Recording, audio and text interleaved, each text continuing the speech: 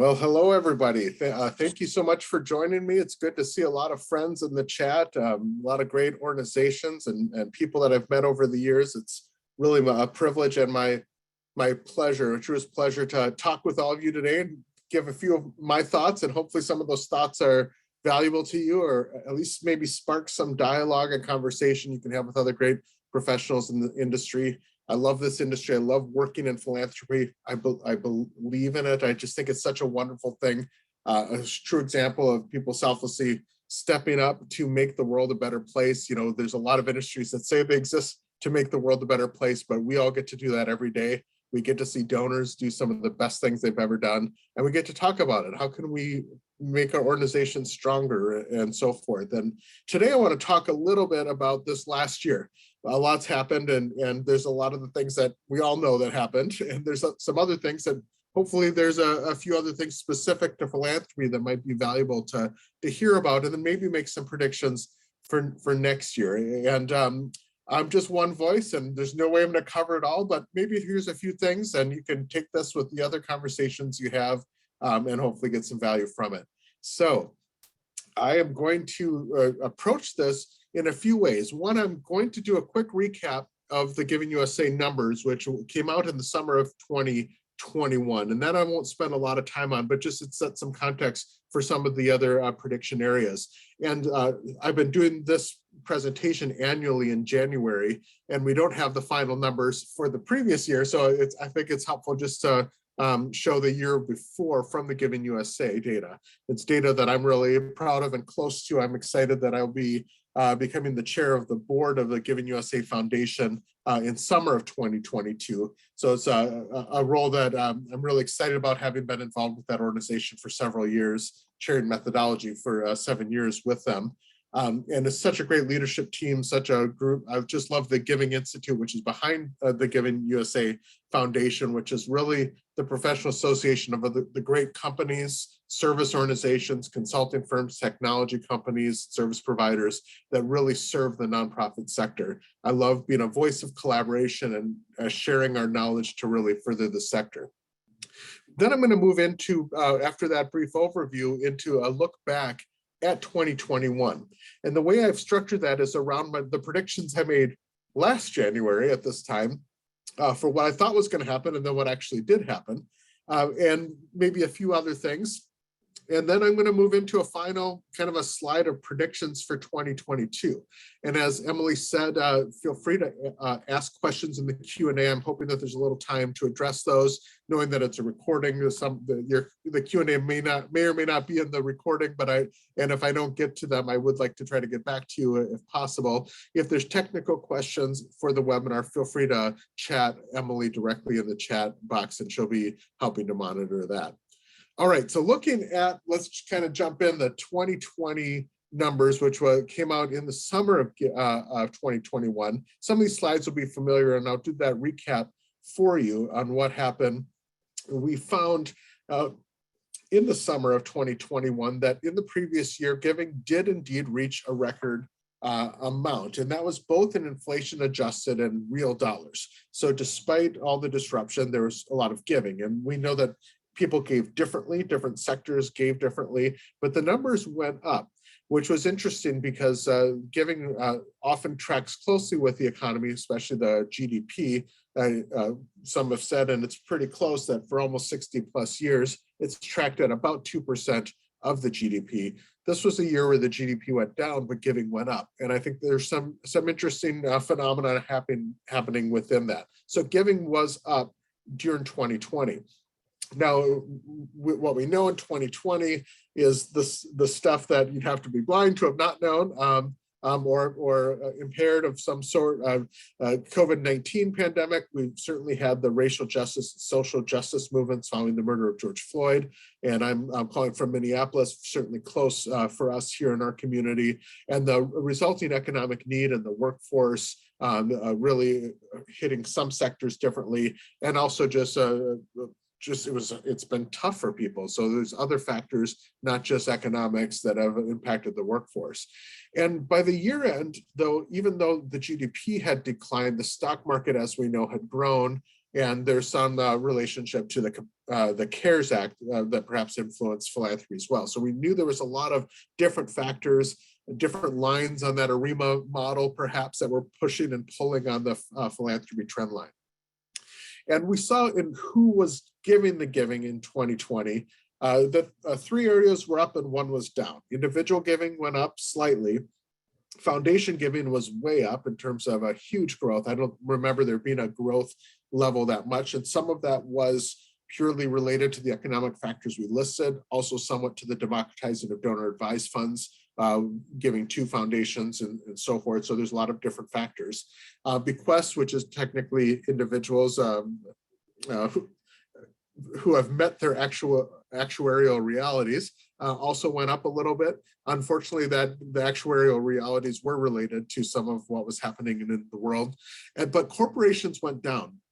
And corporate giving often does reflect more of production, whereas individuals and foundations more often reflect the markets slightly, certainly discretionary income for individuals. But we saw some up and we saw some down. Now, the growth in the foundation individuals mainly has been linked to the stock market. We saw some alignment. I've certainly noticed in sectors, some sectors are starting to track closer to the markets than they have been to production, especially higher education and academic medicine, which have a higher proportion given by the higher net worth, which are more asset driven perhaps than income driven. But the stock market recovery by year end certainly influenced trends. And giving by foundations was a record 19% of all giving that happened in the United States, even though giving by individuals was still the largest share of individual giving.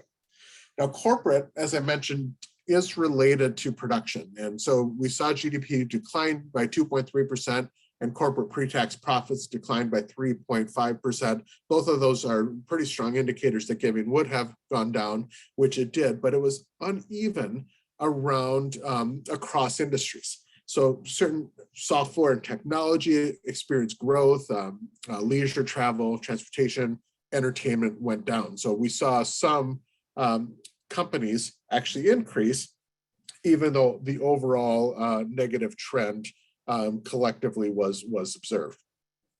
And in terms of who received the gifts, this is the one that probably has had the most questions in conversations, which is why did health giving go down in the numbers? So you can see religion, education, human services, public society benefit, which includes some of the donor advised fund giving, international affairs, environment, and giving to foundations also increases. Health and then arts and culture declined. Arts and culture is pretty observable to everybody. There was some declines, certainly related to the business model disruption. I mean, there was no shows, there was no performances. The museums and so forth had restrictive access for a while. While health giving, what we actually found was there was growth potentially, or probably not proven from the IRS data, but giving to academic research as well as public health initiatives, both of which would have fallen in different areas. Academic medicine is actually in the education segment. Many of the public health initiatives actually may have fallen in human services or in public society benefit. So straight clinical care hospital actually did see a decline, even though we didn't notice COVID-related giving going up. So 7 of the 9 subsectors grew. It was actually a pretty solid year for philanthropy despite macro and microeconomic disruption. Human services had a rapid growth in 2020. It was actually a 9.7% growth over the year before. And it's a pattern that continues in recessionary periods when there's honestly, when there's economic recession, what happens is sort of like Maslow's hierarchy, where you have food and shelter before you can move up the hierarchy to a self-actualization. The arts might be an example of self-actualization, making sure people have food. School lunches is perhaps on the lower rungs. Similarly, the alignment of sectors to human needs does seem to shift in recessionary periods where people do indeed give to essential needs at a higher rate. And that is something we saw in 2020. And giving to the arts, some of the self-actualization, the things that give us joy and purpose, as well as reflect the world around us. Sometimes we're not thinking about that when we can't eat, and it's certainly a fair thing. Certainly they had perhaps the biggest impact in talent as well as disruption. So these are really some of the things you know. We saw unprecedented events and impact, but there were things that charities did that really were quite positive. There was a big shift into digital fundraising. And that's across all sectors. What might not be seen, many of you just from observation, are higher education, healthcare, some human services, so forth on this webinar, and maybe a few in religion. But religion actually saw one of the biggest growth in digital tools. It was perhaps the least digital and became more so. So that was a big disruption, positive disruption, which also helped build up some of the professional services and technologies that enable the online giving. It reached its highest share of total giving on record. It was an important strategy, included things like giving days, all showed record their record years, most of them. The Giving Tuesday was at a record, and several reports around the field showed that there's influx of new donors, that there's actually a boost in donor counts, not just the higher dollar, fewer donors trend that we had been seeing for many years. Certainly there's still a pulling apart, but the donor base has been expanding, which is a positive. So that was the look back. And I wanted to cover that briefly because that context going into 2021 was so important. We knew about that disruption. There was a lot of fear that if COVID continues, that disruption would continue. And it did in some ways. We don't have final numbers on 2021 yet, but there was a few things that we predicted based on what we had seen in 2020 as an industry. And so last January, these were the main predictions I made. And some of them, thanks, Josh, obvious, returning to the office will be hard. But we were very early on in sort of the hybrid versus in-person, and we weren't many variants in at this time. Certainly there have been more variants, but we predicted that would be a really tough transition, return to the office. Would it ever be the same? It's going to be starts and stops and so forth. The prediction was that donor distribution would shift further up pyramid in 2021. And that was really based on the realities following the Great Recession, which was very small in comparison. It was great in terms of the precedent in advance of the Great Recession. But following the Great Recession, what we found was that the sectors aligned to higher net worth giving. At the time, higher ed, especially healthcare second, grew at a much higher rate than the rate of recovery of philanthropy. In fact, I think we saw numbers as high as 30 and 40% in education in some studies, whereas overall philanthropy, if you looked at the Giving USA data in 09, 10, 11, we were seeing numbers like 11%. And at the same time, we were seeing sectors like international relief and development actually declining the couple of years following the Great Recession. And we observed in terms of a business model that at the time, while there's certainly exceptions and certainly been great evolution in the last decade, 12, 13 years, is that a lot of international relief and development had much more middle-class support, sponsored children, gift catalog, regular needs, income-based giving, whereas higher ed and healthcare had much more high net worth, top 1% type giving. So that was the prediction going into 21, is following disruption, we would see a top-down recovery, when in reality, we did start to see more of a K-shaped recovery, which is the words that the Indiana University has used, where some sectors went up and some areas went down. We predicted a big expansion in campaigns, and that's also based on precedent from Great Recession and previous recessionary periods, that institutions would pause going into large comprehensive or even capital campaign efforts.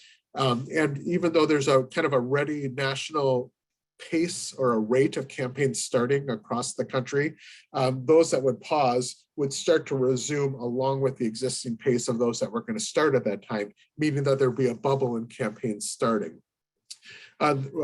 Based on the growth in digital fundraising, we thought there'd be an increased sophistication across areas beyond just being a channel in the annual fund, but that it would be enterprise-wide digital strategies. That we would see a broadening narrative around philanthropy. There were some of the early trust-based philanthropy, some of Mackenzie Scott, as well as questions of power dynamic in terms of this ongoing high net worth giving. Is that too much power or is there too much control? And that would be more of a topic in 2021 that people would be talking about. Further predicted that the talent pool would actually have a strain and a high level of transiency. Now, to be fair, we were starting to see that already in 2020. There was some hope from a lot of experts that some of the unfortunate disruption in the arts and otherwise, which saw laid off employees working in the fundraising profession, would just find themselves moving into other sectors, and it might actually close some of the talent gap. And that was a hope a lot of people had. But what we saw was there wasn't as much of that movement happening as we had thought, and that pool was connected with Gallup's prediction, which came true in 2020, that we'd see a double rate of retirements, which I talked about last year, as well as career pivots for people younger than a retirement age. We predicted that might actually continue into 2021 and maybe even increase. And then the final prediction at the time was that as we had seen a rapid evolution in digital, as well as diversity, equity, inclusion, access, other areas, how we work with data strategy and technology, that we would start to see new roles, new titles emerging in philanthropy that hadn't really existed before. Similar to as digital took hold in the corporate sector, how we started to see different video production type roles, marketing automation, workflow kind of work, et cetera, and DEI through formalization and so forth. So let's see how I did. The easiest one that we can all answer without doing any research is that indeed the return to office was hard. It still is. And mainly it's been because of the variants, it's been the change, the peaks. We're all following the news. I'm not going to be a COVID expert here, but certainly how it's impacted our industry is the same as it's impacted every industry. There's some that are very ready to get back to the office, some that aren't. Donors that want to meet in person, donors that don't. One of my highlights of this last year that I certainly enjoyed was participating in the development debrief with Catherine Van Sickle, the Finding a Sense of Place. We're really proud to have sponsored that. And I saw in some of the chat, I think Kareem, one of the guests, I think I saw your name. There's probably others of you that are on. I'm sorry, I haven't scrolled through the whole chat. So I was really pleased in this mini series that we sponsored where we talked about the issues that fundraisers are having in terms of wrestling with that geographic versus virtual disruption to our work with the donors, and some of the solutions people have had, how they maintain optimism, that selflessness, what I would say is a real empathy for the donor community and how we've reacted as organizations. I'm also excited that we're going to be doing more work with Catherine this next year in terms of a sponsor. We're happy that people like her are out there creating wonderful dialogue, and even the archival purposes. I can imagine 10 years from now saying, what was it like back then, going back and listening to this mini series and having all those memories come back in that dialogue. Return to office was hard. It still is. That's something we all see. I'm going to move on from that. In terms of the prediction that the high net worth would continue to pull apart in terms of their dominance over philanthropy, the reality is it did continue to trend upward, but the digital giving did give the base a boost. So it's true that this happened, but not to the extent that I thought it would. And I think that's an important thing to mention. So the wealthy are still giving at high levels, but the reality is they did not grow at a pace of the wealth and markets. Now, the Forbes 400 tracks their categories, and as the score increases, that relates to their giving as a ratio to their assets and how those assets grown. And in 2020, you can see in their higher ratings, 2, 3, 4, and 5, each one of those was higher the year before than it was in 2021, with one being the bottom one being the only one that went down, which is actually showing the point that while the wealthy gave more, they did not keep pace with how much more money they made. Meanwhile, even though that was a pulling apart, we saw a real positive growth in the base. The Giving Tuesday phenomenon, the giving days, has proven to be additive. It's not been just a shifting, which was a lot of the fear in initial giving days. It actually has sourced new donors, especially when paired with year-round student engagement or ongoing digital engagement approaches. Organizations that did that saw the biggest growth. We saw a 9% growth in 2021 just within Giving Tuesday to their record 2.7 billion. So some of the evolution in digital, as well as the new creativity around online ambassador type programs, different ways to engage students, and doing Giving Tuesdays which had the biggest impact in higher ed, but also digital development approaches outside of higher ed, is where we saw some of the biggest growth in the base, which is a real positive statement for the future sustainability in the philanthropic sector. And indeed, the prediction around campaigns was true. Now, there's not an official data point that I've seen, so I had to informally talk to the Giving Institute member firms. And again, the Giving Institute is the professional association of the campaign consulting firms, as well as the technology companies, the screening companies, the service providers that serve the philanthropic community. And those firms, of which we are members, as well as many of the leading firms that, if you're not working with us, that you might work with, wonderful companies, all really reported the busiest campaign season in memory. I know for our firm, we're nearly double in size of what we were in 2019, and we're trying to keep up with how the momentum in the industry right now. And some donors are actually referring and starting to notice that it feels like a crowded campaign season. Now, most donors only know the campaign of their closest institution, but some of the mature donors that give to multiple institutions certainly know when they're being asked more frequently than otherwise, and it has felt crowded to some of them, which has brought up a lot of conversations, a lot of institutions, of how important kind of the corporate thought of that unique selling proposition, USP, how important that is to campaigns right now, compelling and distinct cases for support to really stand out. Something I like to say is, big donors have always given to big problems, and we had no shortage of problems this last year or two for them to step up forward, but giving opportunities for them to solve big, exciting areas where perhaps they can help be a part of that solution and bring those donors into that equation has been really key. So we've seen indeed a big increase in campaigns at that launching point right now, or we did in 2021, and it seems to be that bubble has not quite receded yet. We will see if that does decline, but it does seem to be at a high pace right now. In terms of the headwinds around the philanthropy power dynamics, certainly that was one of the most common topics that you'd see written about. Some from a positive in terms of things like Mackenzie Scott's doing, some of the trust-based philanthropy, rethinking how we give, and so forth. And also some negative, some that were fair, some that were unfair, being close to this. And I think it's really important for those of us in the profession that see the good all the time, every day, the white hats, for example, versus the black hats, or whatever they used to use that expression, seeing the people that do give and telling those stories, those positive stories, I think are important in this dialogue, but also being authentic that there may be some issues. I know certainly organizations struggle with if they're barely hitting their numbers and a donor steps forward with a large amount of money, however, they perhaps are providing a level of influence that's not appropriate for the organization, people are stuck in that spot, and it's an ethical discussion.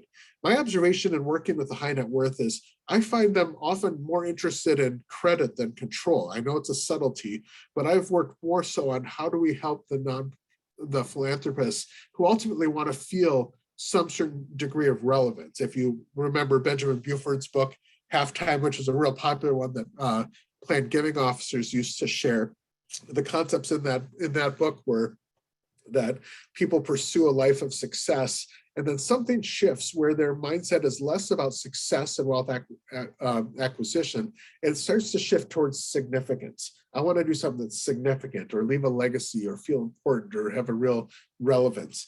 And oftentimes that shift might happen around retirement for some, might be before for others. And I think that's a real thing, that there's a lot of donors that really want to see significance and relevance, that I've made a lot of money and now I want to do something that's important. And without great guidance on how that giving is part of that donor equation and can be used for a positive, I could see how a person can move into a power dynamic that's inappropriate for an organization. So working with a donor to recognize their significance as a donor and how that relationship is a real positive, I think, is a real key and a dialogue that we need to really think about the nuance in that, because I don't think that the story is going away. And we do want the philanthropic sector to grow appropriately, be authentic about the challenges, but also give opportunities to recognize the significance that donors want to feel through their philanthropy. So it's been a real topic in 2021. In addition to that, there's been the talent war, sometimes called the Great Resignation. And it's real. I mean, if people have, I try to think, I've been consulting now for 17 years, and it's hard to believe those years have flown by. And I'd have to say, if people said, what's the biggest challenge in philanthropy? The most common answer I've given over the 17 years is the talent gap. We've got more work than we have people to do that work. It's been a perennial challenge to this profession. With the extreme bump in the Great Resignation this year, from 2020 into 2021, we've probably seen the biggest growth in outsourcing many job functions. In fact, that's perhaps the professional services sector. Something we're all wrestling with is, it used to move that we were in the professional advice business. Now we're in the professional gap filling business just as much. How can you help us? We can't get an annual given director. Can you run our annual fund for the next 6 months? Or we can afford 4 researchers, or we have 4 researchers. Can we outsource some of the verification or build a model that helps with a verification algorithm? So outsourcing many functions, I'd say almost every function except for the frontline major gift officer, there's outsourcing that's happening right now in the industry. And even for the major gift officer, some of the growth in digital development officers are showing that might actually be a possibility, at least at some of that mid-level. So it's certainly something that we need to observe, that because there's not enough people, that outsourcing has increased. But there's also perhaps some opportunities there for how we collectively, as professionals and thought leaders in the philanthropic sector, help to feed new talent, diverse talent, people with different perspectives, and really to feed this sector for our sustainability in the future. Of course, and I think I said Gallup before, it was actually Pew that actually predicted the retirement rate increasing so much in 2020. Moving into 2021, the increased levels of retirements, some of that just related to the population at retirement age, but also the job changes that are irrespective of age, and jumping around organizations, increased level of transiency. All of those things were certainly true.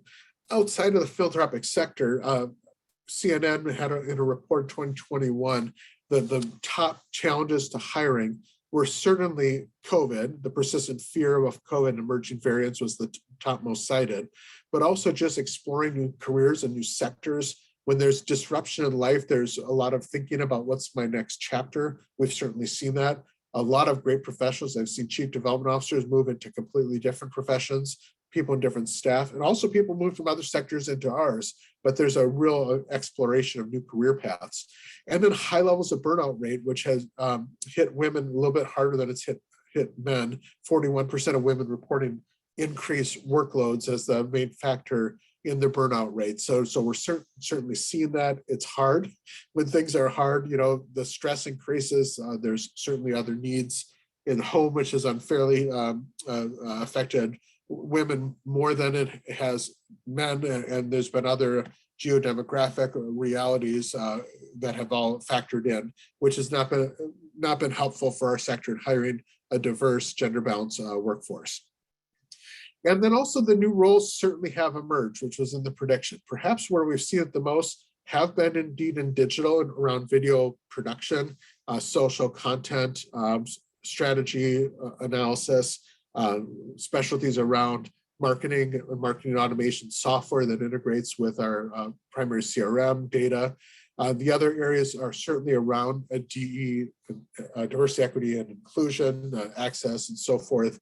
Chief diversity officers specific in the philanthropy program, or HR subspecialties in diversity, equity, and inclusion. And perhaps the third most common area of new roles have been looking at process, change management. Some of what we've seen in the Lean Six Sigma and some of those schools of thought, especially when there's been talent shortage, how can we do more with the talent we have? Can we optimize, provide new efficiencies in the way we do business? Even in some of the work with consulting, how do we extend the reach? How do we do top of license analysis so that the fundraisers are doing fundraising and maybe lower cost labor or lower cost solutions are doing non-fundraising activity? But asking some of those broader operational organizational design questions has led to staff change management officers. You hear someone who specializes in prosky versus lean, which is not something used to typically hear in philanthropy. So new roles certainly have emerged. But in addition to those reactions to what the predictions would be, there's also a few other things that happened that are worth noting, and there's certainly many more, but I put the PowerPoint together, so these are the ones I came up with, and you probably have better ones, and feel free to add them to the Q&A for thoughts or for discussion and to keep the dialogue going. But a few other things that happened included, there's been some clarity around donor advised funds. Now, I wouldn't say it's clear yet, but there's increased clarity. I think that the Giving USA report was a really solid approach where we started to learn a little bit more. There's so many opinions and op-ed pieces about donor advised funds, but not as much data until recently. And we're starting to see data come out. Certainly they've been growing rapidly, mainly because of democratizing. I believe it was in 20 that Fidelity dropped their minimum altogether, and a lot of others have also done that. I think they were the first that I noticed press release. I don't know that they were the first to do that, but it used to be a higher wealth level that had donor advised funds, and now you could set one up with $5 if you were so inclined. And because of that, we're seeing a big growth in that. Now, something that the community foundations have been saying for years is that, and I've talked to several, and recently I was on a panel with some from the Columbus Community Foundation, cited that a lot of individuals are shifting most of their philanthropy to their donor advised fund, except they're keeping their religious giving separate. That seemed to be consistent within this report, that where religious giving is the top giving in the United States, even though it's been slowly declining, and others have grown slowly, education. In donor advised fund recipients, actually education is the top recipient. And what we've seen is the patterns when people give through their donor advised funds actually remain relatively stable. There's not big swings in their philanthropic intents. So by shifting to a donor advised fund, they're not necessarily shifting their philanthropic priorities, but purely how they give their philanthropy. Now, there certainly are questions that are still being looked into around people saving for big gifts versus what pass-through and flow rate are, and a lot of that is still trying to be determined. But another good finding from this is, in terms of local versus national support, it's about 60-40, about 60% of grant making out of donor advised funds do impact the local community, with about 40% going to national support, national charities, and so forth. So there's been some increased clarity, and we're learning more, and there's more to come in this next year on donor advised funds. The second, perhaps big story that I think is important is how much cryptocurrency has become more of a conversation. Now, it's been here. I remember doing some research with a colleague several years ago, Allie McLean, who's now with Lindauer, and I remember us talking about cryptocurrency back 10 years ago, and as a growing thing. But I think really partly because of the Elon Musk Dogecoin, that big bump, the summer bump in terms of the crypto market being very high, the NFT concept becoming a real topic, some predicting a real potential disruption economically in our future on par with the internet, some have said. Don't know, but there's certainly been the perception of the dialogue. Because a lot of people did make a lot of money off crypto, and certainly it's a little bit more volatile since this summer, and it's always been volatile, but that was a real peak. There's some questions about giving. Is it the same as like giving stock? IRS classifies it as property, meaning not subject to capital gains tax, taxable and or tax deductible. And so questions on how do we give that? We did put out a report in December 2021 on cryptocurrency and the Nonprofit A Beginner's Guide. I encourage you to check that out, talk to others around that. The questions are coming. Perhaps the ones that are most informed are those on the gift administration side, where they're digging into how to accept that. But now it's moved into how do we encourage giving that as part of the asset mix. And we've always seen that the most successful fundraisers are also quite knowledgeable about how people hold their assets and can think creatively on how to construct large gifts in the context of their asset mix. So understanding cryptocurrency, I think, is a reality for us. And that dialogue has really started to bubble up and emerge in 2021. Additionally, I mentioned DEI in the context of the roles and the roles formalizing, or the roles emerging, which was part of the prediction.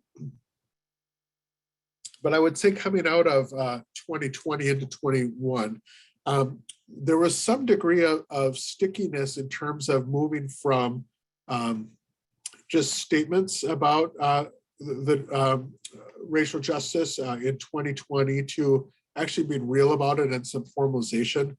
There's been a big growth in professional services firms that help with DEI issues, including those within our sector, some great firms that we've enjoyed working with and are helping us with our strategies, but also even in the, like every big consulting firm. And so here, I just wanted to randomly pull one. I pulled Deloitte's. They're talking about the maturity models.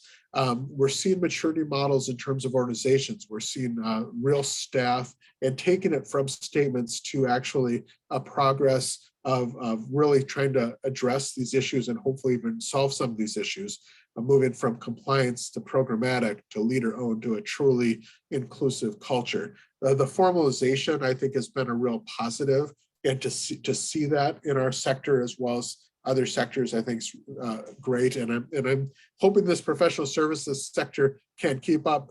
They're probably the busiest people, I could say, of all the people that we've contracted with to help us with our company. And I'm really happy that has been a successful sector for them because it's so necessary. Another big thing that's worth noting is CRM changes at peak pace. And that's not just within our industry. Outside and across industries, Salesforce saw 21% growth in 2021. Also, Microsoft Dynamics, their ERP CRM saw 33% growth, and Dynamics 365 growth at 49%. So there's huge growth there. Certainly, we're seeing new technology members within Giving Institute. We're seeing many new fundraising specific platforms.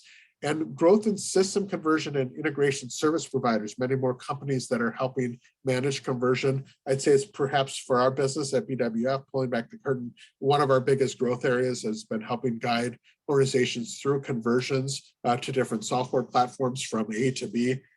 Certainly those that are fundraising specific, like Blackbaud and whatnot, and those that are not fundraising specific, but that have overlays like Salesforce would say UC Innovation or AffiniQuest and so forth. There's been really a peak pace of change. And part of that is driven related to some of the other tool sets. I remember back in the day when I was first in development, perhaps the most prized position is someone who could be an administrator of a database. And certainly that is still a prized skill set. But what you hear right now is more so the skill sets around integration. How can we have our different technologies talk to each other in such a way that we can really further our strategic ends? And especially with that growth around the marketing side of software, as well as AI or automation, we're seeing a real growth in different approaches to how we look at our data to have it be active, dynamic, and flowing. And so, as I mentioned, in marketing technology, I remember doing annual giving assessments in the years past. And normally when an annual giving director or a chief fundraiser would say, we need someone to look at our annual fund, it was around participation rates or purely acquisition. You'd hear the new never donors, your live bunts, your side bunts, your reactivation rates, renewal rates, et cetera. It would have been segmentation and channel segmentation. Now when annual giving directors call about assessments in annual giving, it starts with which marketing automation software are you liking?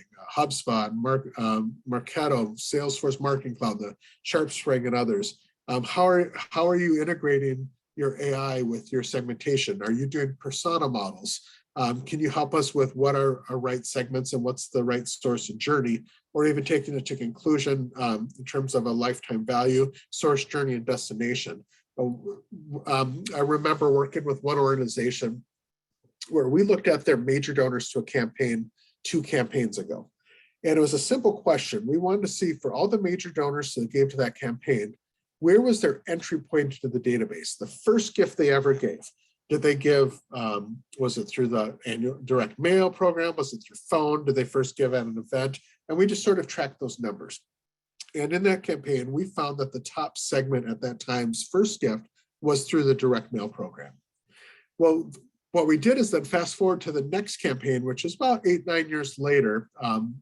We saw the next campaign, and we wanted to look at the major donors to that campaign whose first major gift was to that campaign, meaning that they had not given in the campaign before. And we asked that same business question. And in that analysis for this client, not saying this is representative, but it was unique because it was so different. They didn't have a single case of major donors whose first gift was through their direct mail program. What we found for those major donors is their top channels were digital and person-to-person, which was defined more broadly than digital, but also through like a human referral. This person introduced me, or there was a human person-to-person interaction, with a third area being events. So not only was it not in the top 3, it didn't even show up as one of the sources. And what that says is, even though in our analysis, direct mail is going really strong, in fact, it's even growing for some organizations as a source of, say, unrestricted revenue or growing the population.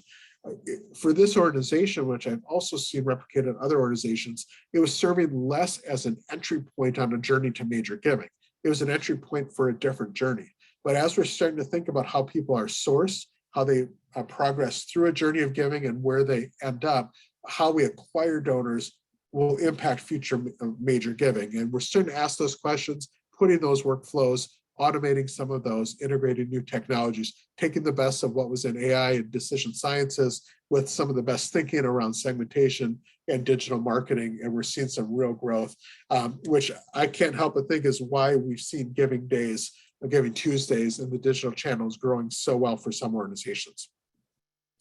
And real close to that is the student engagement. And this is another point in the curtain back. It's an area that we as a firm invested in, and we're close partners with the First Name company, which has actually hired students in a different way than just the student call center. And I've just been so excited about this. It's, I think, one of the coolest things that we're doing. So it's my little brag point. So thanks for putting up with me on this. But I think about so I'm a true Gen Xer. I mean, I was a latchkey kid. You know, I grew up, you know, I think I saw Nirvana before they were big. Actually, they were probably starting to get big. I mean, I was as cliche Gen Xer as they are, but I was thinking when I was on the phone in the 1980s, I was on the long cord stretched from the kitchen to my bedroom with the door closed, and talking on the phone was the only way to connect to their friends. And you'd have to dial and hope that they would answer. Now I look at my 3 Gen Z kids, 2 in college, 1 who's in high school. I guarantee you they are not picking up the phone first, and they certainly don't even know about a home phone. These are cliched, right? This is bad stand-up comedian source material. But the reality is, we know that our kids are not phone talkers, but they're really quite good at navigating TikToks like pro, their Instagram accounts. They understand digital influence. They know engaging in a digital space. They engage in digital space every day, even sometimes during classes. So the thought is, let's let them do what they do well, making videos, engaging in a digital space. And organizations that have built these student engagement teams, digital student engagement approaches, have seen rapid growth, some even doubling what their phone program did in the first year. So it's been really exciting that some of the student engagement, establishing digital development officer frameworks, which we've seen grow in higher education, also transferable to digital engagement in other sectors, has been a real growth area. And so I've been excited to see that trend. So I'll talk through what the macroeconomics and the economics of giving, the Giving USA data going into 2021, what some of those predictions were, some obvious around the disruption with the workplace and so forth, but some other areas in terms of how the donor distributions shifted, the new tools, how we've addressed that, how we're looking at our workforce, diversifying our workforce, and thinking new ways about that journey with constituents.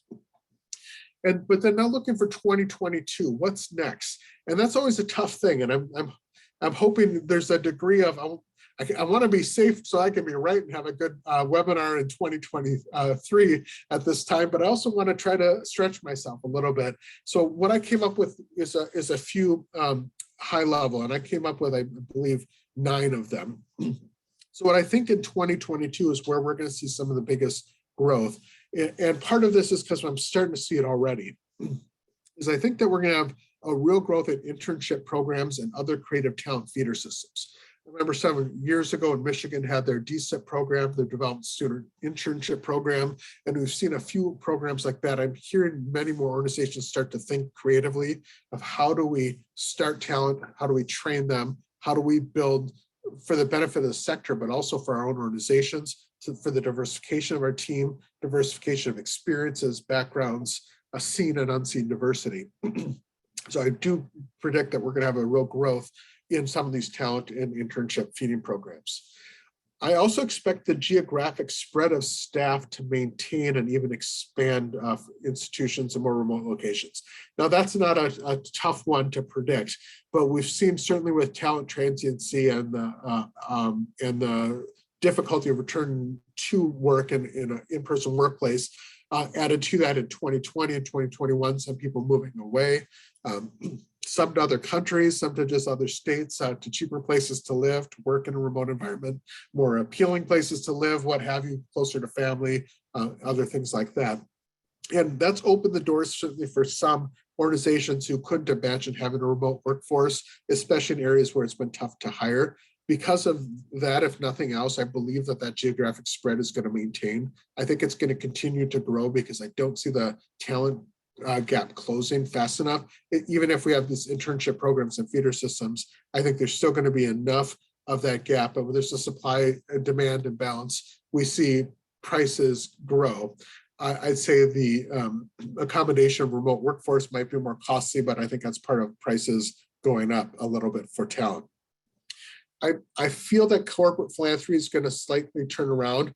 I was much more comfortable when I put these slides together a few weeks ago before I saw the market, but I'm still going to hold to that. I think it's going to turn a little bit. It's going to be perhaps a little bit more community-based. I think we're going to continue to see some K-shape, but there is recovery in a lot of those sectors. Even if it's not a full recovery, it's moving in the right direction. So I think corporate philanthropy will turn around to be neutral, even slightly positive.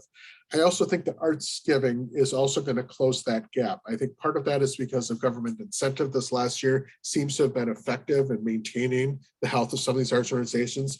It's perhaps not enough, but I think it's been enough stimulus that I think that program might have worked, as well as I think people are desiring it. I know that the shows are starting to return. I think some of the giving is starting to return, although the numbers are not yet positive. My prediction in 2022 is that they will be. Connecting back to the concept around campaigns and that kind of USP, unique selling position or proposition for the campaign, I think we're going to see many more bold initiatives. It's going to be fewer campaigns for just scholarships, buildings, and great staff, or for great artists or great physicians. I think we're going to start to see bigger problems, bigger global initiatives, bigger things that this organization can uniquely solve with your philanthropic support. The concept of moonshots, which some organizations use, but ways that we can pull apart from the campaign pack. I think we'll see that language. I've already noticed it coming from the last couple of years, an increased authenticity of language, which is most welcome. I think it's been partly because of the growth of digital, as well as that engagement at the younger area in terms of base development. We've seen especially in the Gen Z and some of the millennial generation, a very low level of tolerance for inauthentic language. And so I think what we're going to see is boldness with authenticity. I know it seems like a weird paradox perhaps, but this is what we really think we can do. And collaborating with you as the donors, we think we can solve this big problem, and not in flowy, polished, corporate speak types of ways. I think we're going to see a returning emphasis on due diligence and gift acceptance. Now, this is not one that I have hard data on, but it's nagging me a little bit. And what that is, is that in 2019, this was perhaps the biggest story, as you recall, coming into the end of the year, was with the implications of the Sackler and Epstein were the most commonly mentioned, and gifts that might cause reputational harm. Also those that might in connected with some of the concepts of power dynamics, overstepping, gifts that that we might need to ethically give back and otherwise, and seeing that we started to see some questions of how do we increase due diligence. Now, certainly overseas, the UK has been more mature, I'd say, in due diligence as a market than the United States has been, mainly, frankly, off of the London School of Economics Gaddafi situation seemed to be a trigger moment, like Epstein-Sackler was for us, around we need to do more due diligence research before accepting a gift, such that you see due diligence as a standard, sometimes even role within prospect research departments. Well, in the US, we were starting to knock on those doors, and then all of a sudden the COVID disruption happened, and the story sort of went away. And I feel that as the COVID runs its course, I'm hoping, fingers crossed, it runs its course. I do feel that though we're going to collectively be moving back to solving some of these due diligence processes that might have been back up burner at some institutions. Some continue to solve. I don't mean that it disappeared, but I think that we're going to see a returning emphasis in 2022 on some of the gift acceptance. Related to that data governance and the other areas, which might be more so in the gift administration, but also at the board level. I think we're going to see more innovation and automation on the prospect pipeline. When I've looked at the AI integration, it's been in the very beginning of the pipeline, meaning identifying prospects, or it's been in terms of nudge tools, sort of like, here's the next person you should go see. So almost a prospect management accelerator or a prospect or a lead identifying tool, or else we've seen it primarily in automation around marketing segmentation. And perhaps at some mature places, we're seeing it in terms of forecasting and kind of broader decision support at leadership. But in terms of the straight research verification and going from the lead through verified all the way to the point of the assignment protocol, we still have a lot of human effort in the middle. I'm all for human effort, but with a talent shortage, I'm predicting we're going to see more complete automation from identifying prospects through verification algorithms to assignment protocols to the prospect pipeline nudge tools. That's something I think we're going to see that gap close a little bit in terms of automation. It might not need to be machine learning, but it might just be automated processes. So I'm cautious to not say it's AI necessarily, because a lot of automation is being called AI, but I know it will be automation, which may or may not include machine learning for those algorithms. The next prediction that I have is that the donor relations area, which is one that has not seen as much technological development except for a few star places. They're going to start to use some of the similar tool sets that we're seeing annual giving use, especially as they're trying to deal with broadening donor pools, the increased need to scale, personalize stewardship type of messages, and seeing that some of these tool sets enable the segmentation and scaling is certainly one that we're investing in terms of how do we equip donor relations to do mass customization, mass bespoke scaling principles within their populations. And also I take from that kind of a real growth in the corporate sector on what is often called customer experience management, where we're seeing donor experience management types of approaches. Perhaps the most common would be in like loyalty programs like Amazon Prime, where you're actually paying Amazon to remain loyal to them. You pay them money so that you don't shop around. I think perhaps they were the most brilliant at pulling that off. But what are some of those areas of friction reduction? Building a relationship with the other customers or constituents or donors, and kind of that mass personalization, that feeling of growing that relationship. I think that we're going to see a lot more tool growth around donor relations. And then I think that we're going to continue to see a further pull from the overall giving marketplace trending with production and shift more towards the stock market. I think as the maturity of philanthropy programs leans towards major and principal gift type programs, they're increasingly pursuing donors that give out of assets versus income and discretionary income, more closely tracking with production and GDP, where asset-based giving more closely tracking with the markets. We're seeing that alignment in terms of certain sectors. I think that giving is going to start to trend closer with stock trends based on that. So those are some of my high-level predictions. I hope that I'm somewhat right, even especially on the good ones. And if there's negative, I hope I'm wrong on those. I think these are mostly positives and things. Whether these are the case or not, hopefully give some thoughts on within your program, areas that you might want to invest in or to have dialogue with, talk with your other professionals. talk with me, happy to chat about those. And I'm seeing some questions coming in, and I'm gonna try to address some of the Q&A. And there's a few questions around the CRM Marketplace. Are we, and I think a couple are related to that. I mean, one is, as we look at holistic data management systems integration, this is to Heather, thank you. We are seeing shops shift, are we seeing shifts shop the, excuse me, let me start over. With a focus on holistic data management systems integration, are we seeing shops shift the org charts appropriately, and what are seen from an organizational management perspective? Solid question, one that I can probably half answer. Probably my systems team can answer much more. We've got a great systems team here, and I'd love for them to follow up with you on that. I think there is that dynamic of some of the shift, especially some of the Salesforce and Microsoft dynamics have been institutionally driven. And even if initially the alignment for philanthropy wasn't there all the time, or as much in the early stages, even though a lot of that has developed significantly in recent years, the money from Central has caused a reluctant acceptance of going that direction for the benefit of joining, of having that paid for. Has it shifted appropriately? I don't think it's quite there yet. I think, unfortunately, this area is one that's also suffering from some of that talent shortage. And it's still that ongoing question. And we face that in every industry in terms of domain knowledge versus technical expertise. And obviously the risk with centralized holistic data management is lacking the domain knowledge. I think we're getting closer, partly because the professional services sector around some of the unique things like gift administration, prospect management, assignment protocols, which might be more prospect-based than opportunity-based, or integrated and opportunity-based, which is more common in sales-oriented CRM systems. As some of the those providers are getting more nuance, it's getting better, but I'd say overall it's still understaffed, and understaffed one, not fully aligned, and those that are there that have the skill sets are so prized that there's a degree of transiency in high-level data executives. Kind of a half answer, but it's probably the best webinar answer I can give you. Love to talk further, Heather. Thanks for asking that.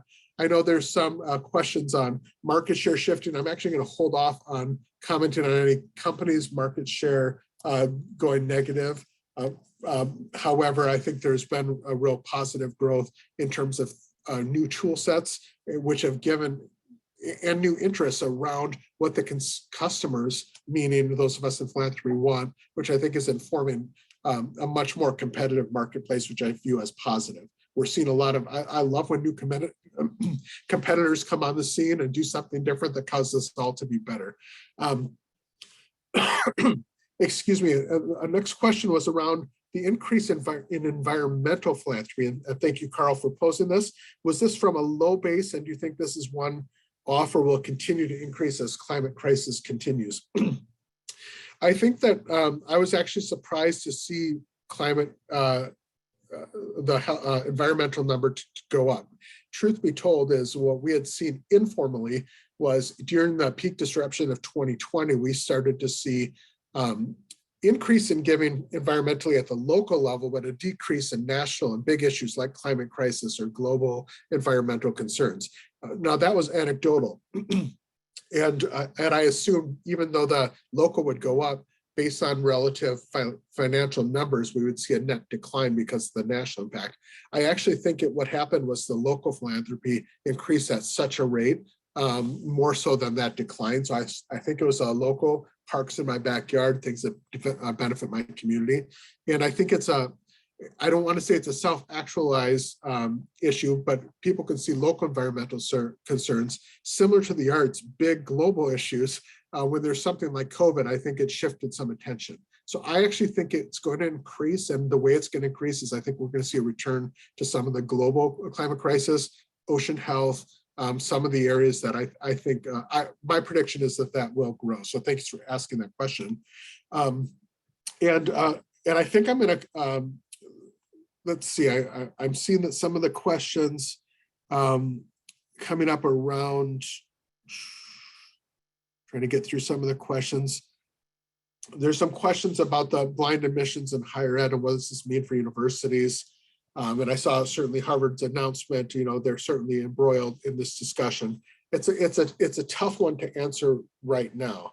I think when there's challenges like this, I think it's important to stay on message as an organization of what your values are and why you hold to those values, because the community wants to know what you believe. They understand what's an externality, and perhaps thinking of creative ways that if there's issues that restrict the ability to maintain the diversity of a student body that you're looking for, that you saw strategies that can help prevailing, like regardless of what they do, here's what we're going to do that can really encourage a diverse student body, and be authentic on message, being honest, like this might be a headwind for us, but here's how we think we can help address that. I think that's the best thing we can do, is not be defeatist, but be positive and encourage. Maybe it's an area of not to be opportunistic. Certainly I'm not suggesting that, but sometimes the philanthropic supporters might actually be really helpful in this area in terms of special initiatives. Certainly, as we've known, there's many issues in the space, like I know in terms of retention, in terms of racial diversity is connected more to belonging. What can we do as a campus to increase the feeling of belonging and inclusion for a student body, and focus on the initiatives that are within your control? So very, very good questions. I think that I'm pushing the time limit.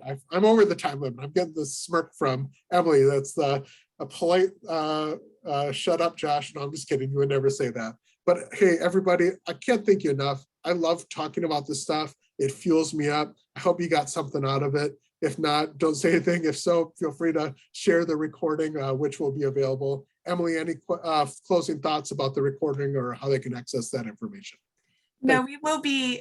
Thanks so much, Josh. Greatly appreciate it, and greatly appreciate everyone who joined us today. We will be making this recording available as a follow-up, so please stay tuned.